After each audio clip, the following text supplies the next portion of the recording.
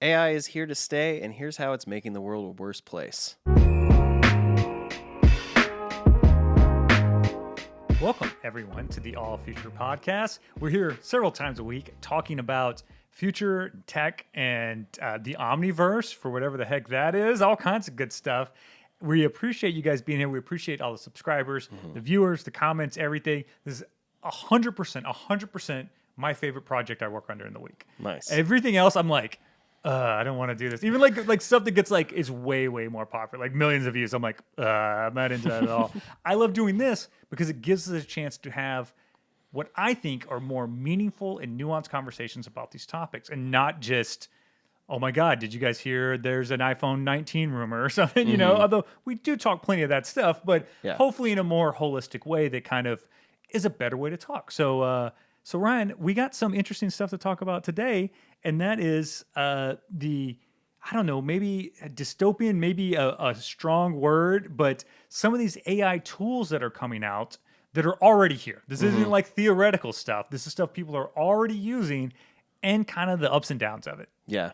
So I'll go through all these different issues we're kind of seeing one by one. But the reason this kind of matters right now and relates to Apple in particular is because we're seeing more and more companies need to partner. So Apple is partnering, I think, with Nvidia, definitely with them, and supposedly going to partner with OpenAI for some integration into iOS. Not ISO. ISO is a camera thing. iOS is a software. But we're seeing them partner with all these companies, and these companies may be a little more questionable in their practices versus Apple has traditionally all been about security. So it raises a lot of questions. And the first interesting thing that is kind of like a dystopian future technology is NVIDIA's digital humans that they have demoed. So the forms that these digital humans could take, which is kind of just like a fully digital, very clearly animated human thing that you're like doing a Zoom call with or something, is doctors' offices and gaming characters, and then influencers. So people who are influencers promoting products, something we're used to very much, is they could just be AI generated in the future. And I think this already actually exists. It's 100% exists. Yeah. And NVIDIA's demo of this is maybe the worst version of this I've seen. Like I've seen much more impressive version of these kind of digital characters or humans, whatever, for lack of a better term. NVIDIA's just kind of showing off. It's really more about the tech behind them that's kind of powering it than like, oh, these guys are ready for prime time, go and use them. They're very much an uncanny valley zone with these things. When you look at them, it looks like a weird kind of animated face. I would describe it as PS4 graphics maybe or something like that. Yeah. So this has a lot of room to be something that you would naturally want to interact with. But this is coming in. This is already here in many ways, in that you already interact with AI people all the time. Especially if you like are in help chat or something like that, that's an AI kind of thing.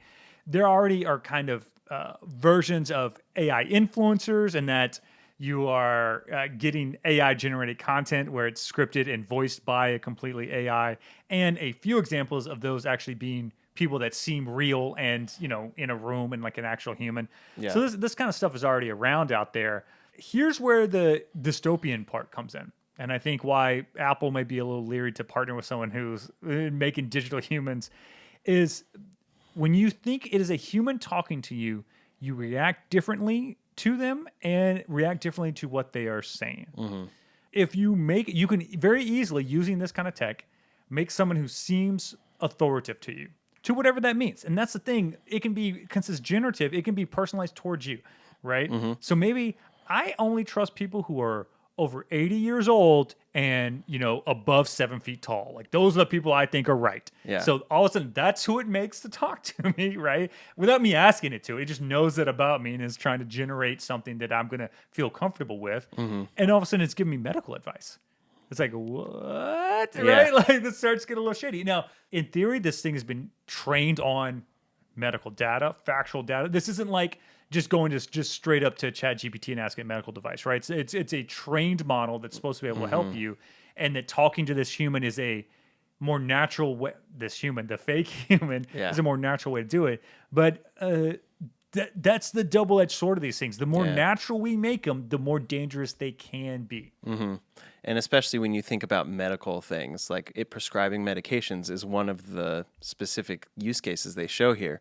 So in theory, you're right. If it's being trained on that only exclusively, it could actually potentially be better than a human who could make mistakes. A human doctor making some issue with a prescription that then someone has to face the consequences of taking.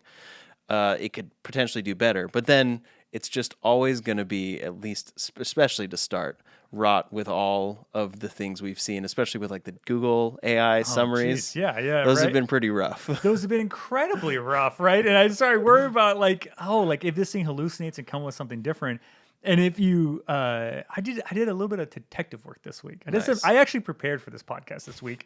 Last week we talked about those Google hallucinations, right? And like telling people to put glue on a pizza and to eat rocks. And I was like, well, what's really going on there? Like, how is this happening? And so if you kind of track it back, how it got that information, the glue on a pizza thing was the top response on a Reddit post from like 11 years ago. Yeah. They got super upvoted. And so it read that and goes, well, this is the most upvoted response on Reddit. It must be pretty good. The Eat Rocks thing was from an Onion article. So like right off the bat, it's like, what's going on here? But if you look in both these cases, this is the AI not understanding humor. And because AI really understands joke structure really well. You know, it can get like the idea of a setup and a punchline.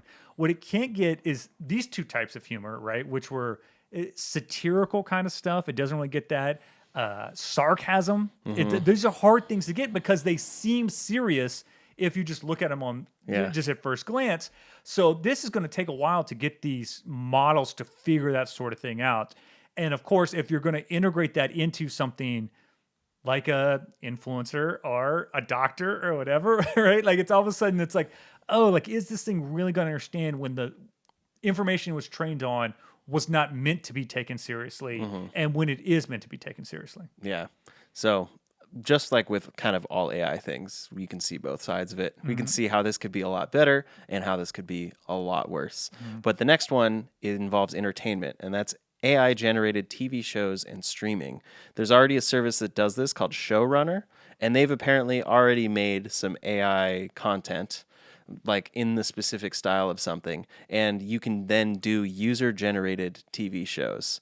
You put in a prompt for something like Superman versus the Hulk fighting over rights to Care Bears in a courtroom or something. I don't know who'd want to watch that show, but cool, yeah. But you can do it, and it would generate that. And they even gave specific examples of in the style of South Park and such. And let's just go on negative first. This is almost all negative on this one. Yeah. Because of how it's set up.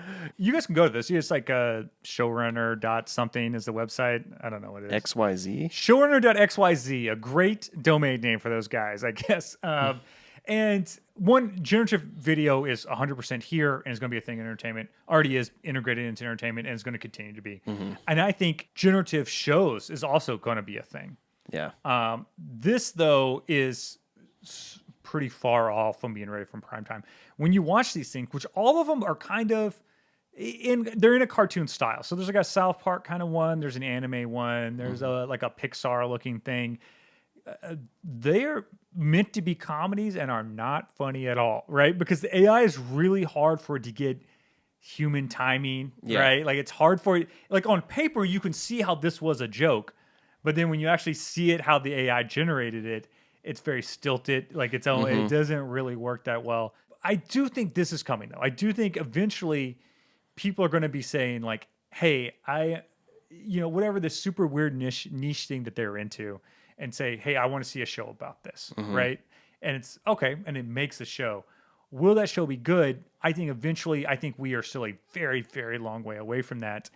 And I think the deeper truth here, right, is that people do not know what they like. People don't know what they like. Yeah. And this has been proven many times over many things. I'll tell you what a truism in all of entertainment and all of art from the very beginning is the number one things that delight a human being is surprise, right? Like they love jokes, they love excitement, they love turns, they love something that all of a sudden is much more deeper and sadder than they thought it would be. It's surprise that makes entertainment and art work.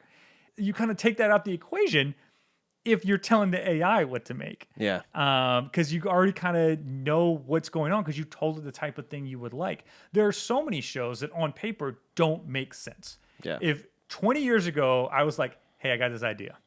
I want it to be a show that, one, has a ton of incest in it. I want it to be set in a world with zombies.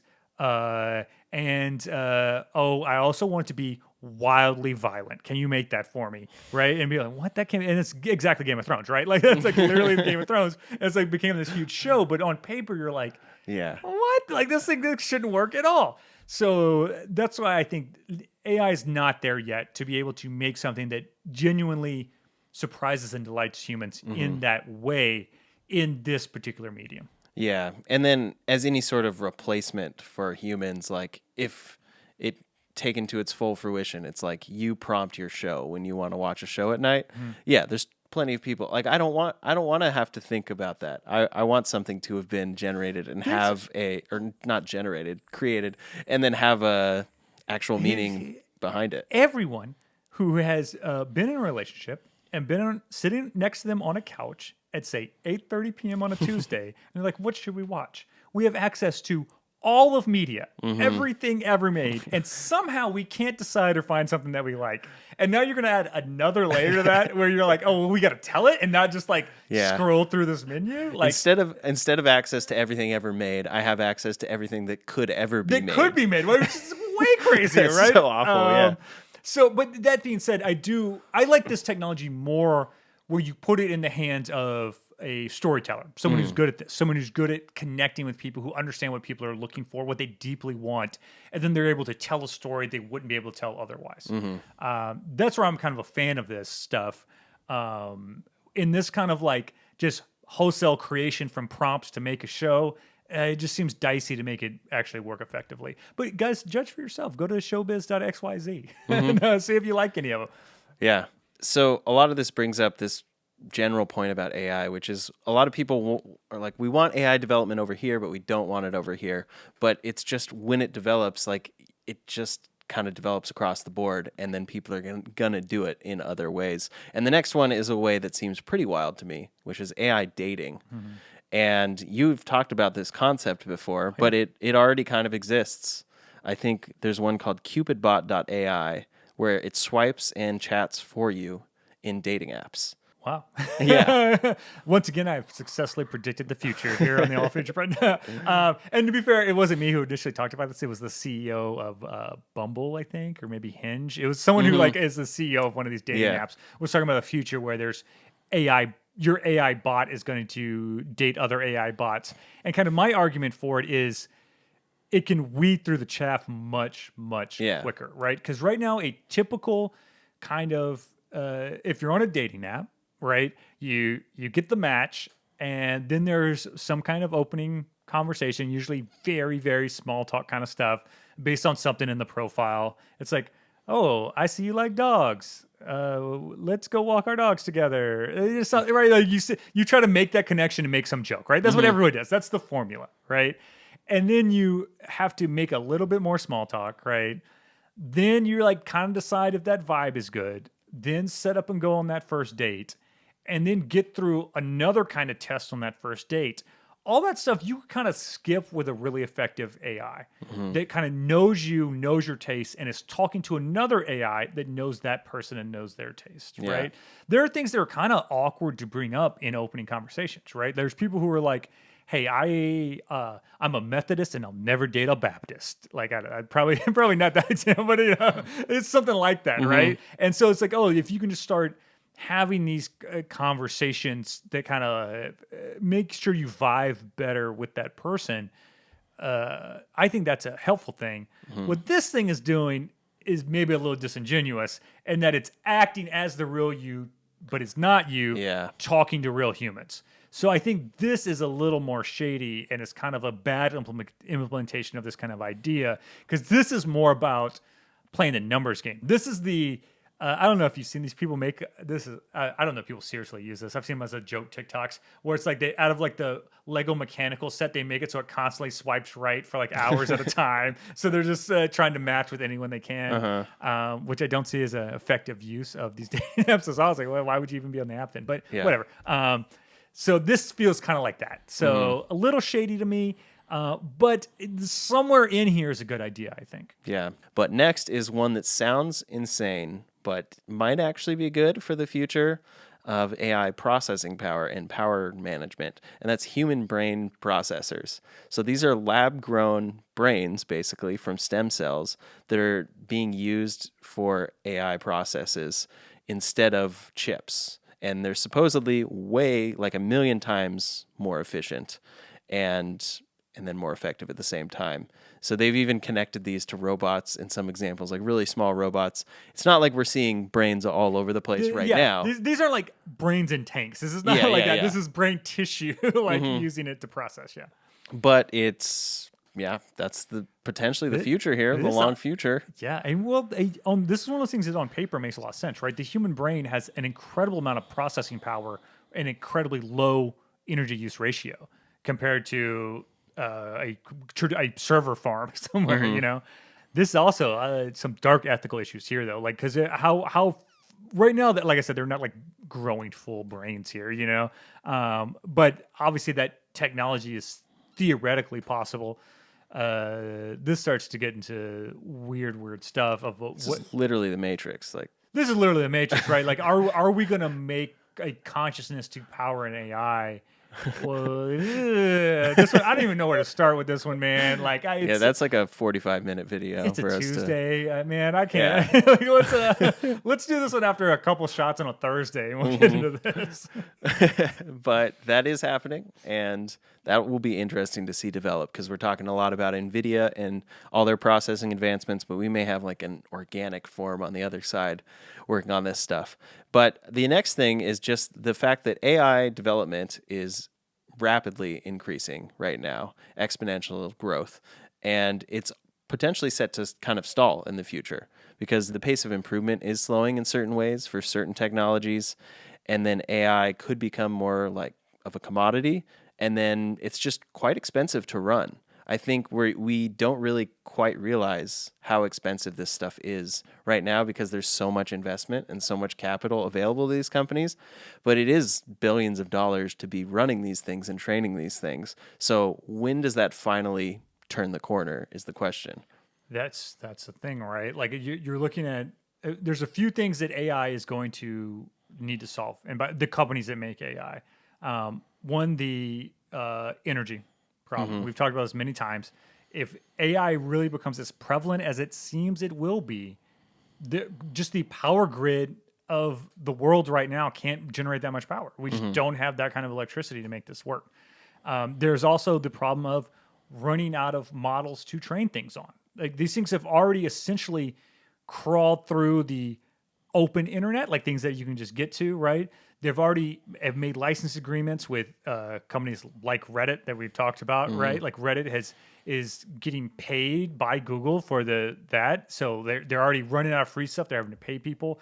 Meta just did this, basically announced to all their users that if you post something on a Meta platform, it's training an AI now. So if you post something to Instagram or to Facebook or any other Meta property, it's using that to help train its AI. But eventually, we're going to just basically run out of data to train them on.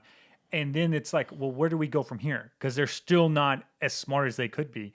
So then you're going to have AI being trained on AI being trained on theoretical data, which gets really weird. So essentially, you have AIs creating a whole nother fake version of Reddit based on Reddit and then having it train off of that.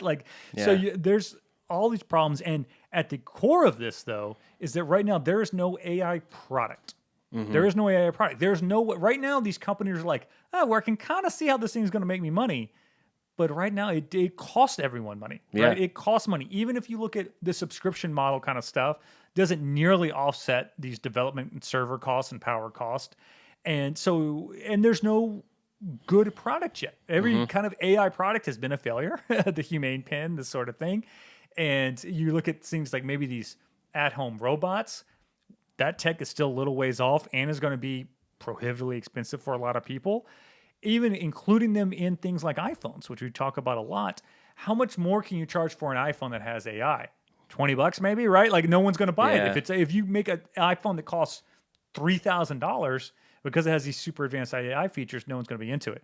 So these are all things that I'm sure these companies have thought about this and are considering and kind of figuring out how to go forward with it. But that's if we decide as the world that we want these things to develop and get smarter, we're just going to have to solve problems. Yeah, there has to be a product because there was a number, I think, from Sequoia. They calculated that around 2023, there had been about $50 billion of investment into AI training and computing and about $3 billion in revenue brought in as a result of that. And that's, of course, how businesses work. They have to do all this work to then become profitable. But that's such a stark contrast. And then we don't see much of a roadmap to where these things are paid. So yeah, where does that come from? And does it reach a point where it's like, okay, we've had to pause our AI development and it's kind of stalling right now because we don't have a product that's making us money. Yeah, absolutely. So so a lot of these things, everything we talked about here, the good and the bad, whatever, these are all solvable things if we sit down, consider them, and solve the problem.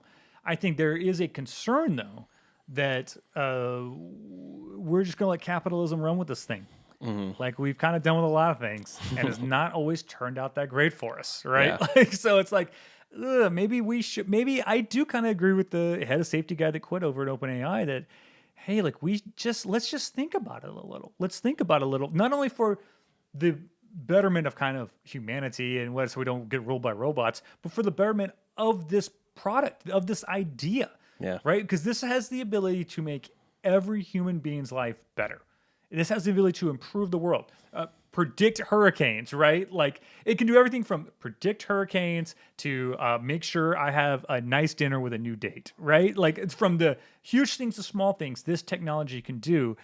And it's worth it, I think, for us to solve these problems, figure them out, and not let the situation dictate to us what's happening, but rather us say, hey, this is where we're going with it. This is the plan. Absolutely. And we'll probably have to see Apple deciding where they're going to go down that path because they're dipping their toes in next week at WWDC. So let's see. We'll talk about it then.